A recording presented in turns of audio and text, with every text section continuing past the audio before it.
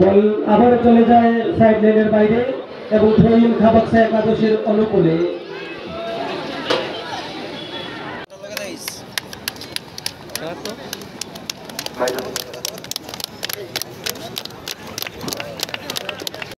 Senior citizen সুদিন সাংমা মহাশয়, একসময় উনি ভালো খেলতেন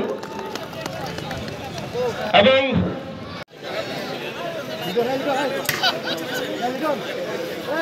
এরই মধ্যে আমাদের মধ্যে উপস্থিত হয়েছেন আমাদের ধলাই জেলা হাসপাতালের মাননীয় এমএস স্যার, শ্রী বিধান ভৌমিক এবং ওসি স্যার ইতিমধ্যে এসে গেছে। আবারও বল খাবাক স্যার ভাই, মাঝমাঠে বল কিছুটা কম্বিনেশনের সমস্যা হচ্ছে, যত সময় গড়াবে তাদের মধ্যে এবং সুযোগ দেখা যাক সম্পূর্ণ ফাঁকা বক্সের মধ্যে বল, কিন্তু দারুণ ভাবে সম্পূর্ণ ফাঁকা দুর্দান্ত সুযোগ এবং সেখানে আরেকটি খেলোয়াড় আনবে সে দল জয়লাভ করবে এটা নিশ্চিত।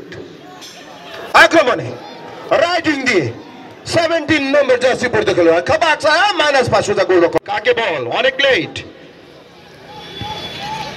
আরক্ষা প্রশাসন, আমাদের বিভিন্ন সরকারি এই ট্রফির মাধ্যমে সমাজে কি বার্তা দিতে চান?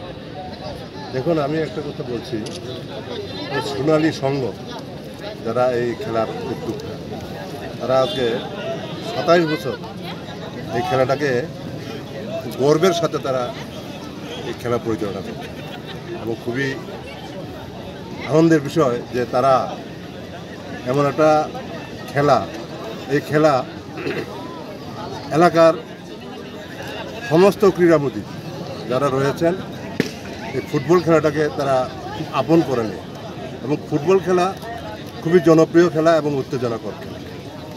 এখানে অনেক অপ্রীতিকর ঘটনাও হয়, কিন্তু সোনালী সংঘের উদ্যোগে যে খেলাটা এখানে অনুষ্ঠিত হয় এটা ছোটোখাটো তো হতেই পারে, কিন্তু বড় আকারের কোনো অপ্রীতিকর ঘটনা এখানে রেকর্ড নেই।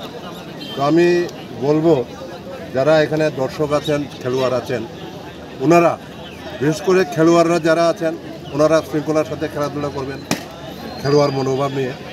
আর যারা দর্শক আছেন আমি তাদেরকেও আবেদন করব যে অহেতুক কোনো উত্তেজনা, কোনো আলোচনা বা কোনো এরকম কোনো সিন যাতে ক্রিয়েট না হয়, খেলা পরিবেশ নষ্ট হওয়ার মতো। আমি সবাইকেই বলবো যে সবাই সহযোগিতা করুন, এমন একটা খেলা, খুব সুন্দর খেলা। এই খেলার মাধ্যমে যুব সমাজকে আমরা এগিয়ে নিতে চাই এবং যারা ড্রাগ অ্যাডিক্টেড তাদেরকেও আমরা এখান থেকে আমরা এই বার্তা দিতে চাই।